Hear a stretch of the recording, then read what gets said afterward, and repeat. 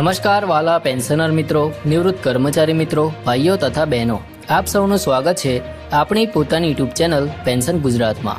તો મિત્રો, આજે હું તમારા માટે એક એવી મહત્વપૂર્ણ માહિતી લઈને આવ્યો છું જે વર્ષોથી રાહ જોઈ રહેલા લાખો પેન્શનરોના જીવનમાં ખરેખર મોટો ફેરફાર લાવી શકે છે।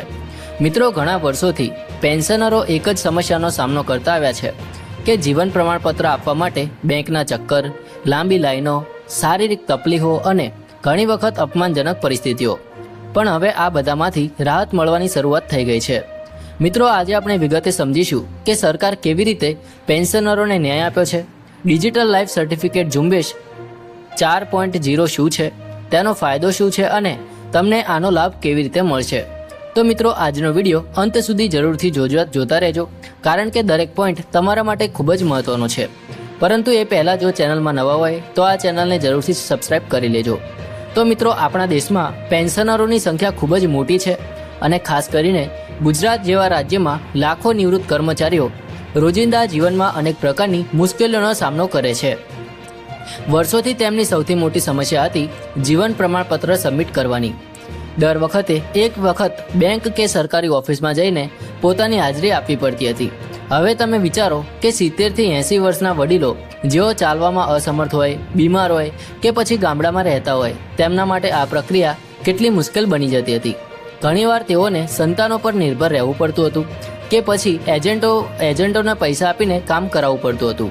એટલે આ એક મોટી પીડા બની ગઈ હતી।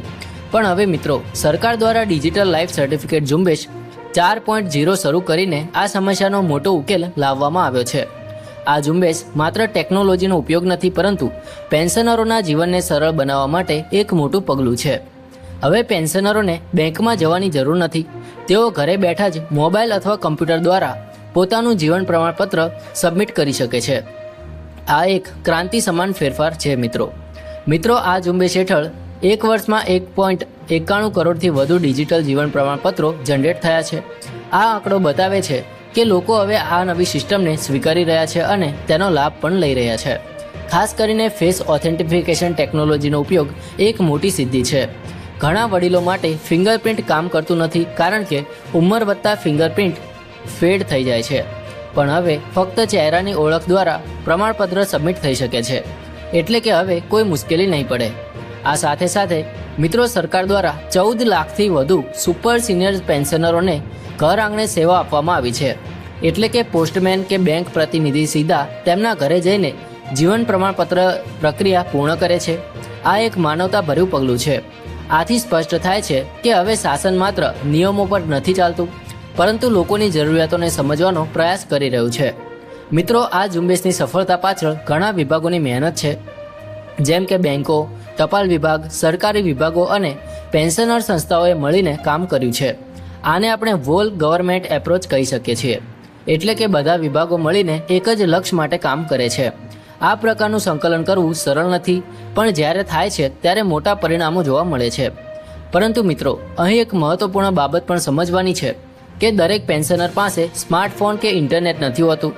ઘણા લોકોને ડિજિટલ ટેકનોલોજીનો ઉપયોગ કરતા નથી આવડતું હતું, એટલે સરકારે ભૌતિક કેમ્પ, સહાય કેન્દ્રો અને લોકોની મદદ માટે સ્ટાફ પણ મૂક્યા છે। એટલે કે ડિજિટલ સાથે માનવ સહાય પણ આપવામાં આવી રહી છે। આ ખૂબ જ જરૂરી છે મિત્રો। સરકાર દ્વારા જાગૃતિ માટે પણ મોટા પાયે અભિયાન ચલાવવામાં આવ્યું છે। મીડિયા, ચેમ્પિયન અને ગ્રાઉન્ડ એક્ટિવિટી દ્વારા 20 કરોડથી વધુ લોકો સુધી માહિતી પહોંચાડવામાં આવી છે। આ બતાવે છે કે ફક્ત ટેકનોલોજી બનાવવી પૂરતી નથી, પરંતુ લોકોને તેની જાણકારી આપવી પણ એટલી જ જરૂરી બને છે। હવે પ્રશ્ન એ થાય છે કે તમે આનો લાભ કેવી રીતે લઈ શકો છો। તો મિત્રો, તમે તમારા મોબાઈલમાં જીવન પ્રમાણ એપ ડાઉનલોડ કરી શકો છો।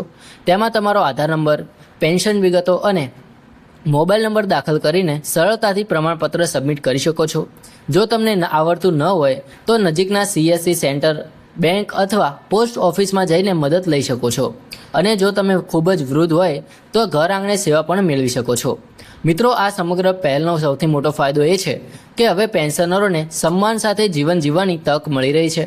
હવે તેમને કોઈની સામે હાથ ફેલાવવાની જરૂર નથી। તેમની પ્રક્રિયા સરળ બની છે, સમય બચ્યો છે અને સૌથી મહત્વની વાત કે તેમના જીવનમાં તકલીફ ઓછી થઈ ગઈ છે। પરંતુ મિત્રો, આ સફર અહીં પૂરી થતી નથી। હજુ પણ ઘણા સુધારાઓ કરવાની જરૂર છે।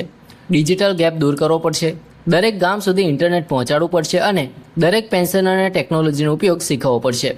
ત્યારે જ આ પહેલ સંપૂર્ણ સફળ ગણાશે. અંતમાં મિત્રો હું એટલું જ કહું છું કે આ ડિજિટલ લાઈફ સર્ટિફિકેટ ઝુંબેશ માત્ર એક યોજના નથી, આ એક પરિવર્તન છે, એક નવી શરૂઆત છે જે પેન્શનરોના જીવનને સરળ, સન્માનજનક અને સુરક્ષિત બનાવે છે. અને આવી પહેલો આપણે બતાવે છે કે સાચી પ્રગતિ શું છે. જ્યારે સામાન્ય માણસનું જીવન સરળ બને છે ત્યારે જ વિકાસ સાચો કહેવાય છે. તો મિત્રો, આશા છે કે આજની આ માહિતી તમને ઉપયોગી લાગી હશે. જો વિડીયો પસંદ આવ્યો હોય તો લાઈક જરૂર કરજો, તમારા મિત્રો સાથે શેર કરજો અને અમારી ચેનલ પેન્શન ગુજરાતને જરૂરથી સબસ્ક્રાઇબ કરી લેજો. જય હિન્દ, વંદે માતરમ.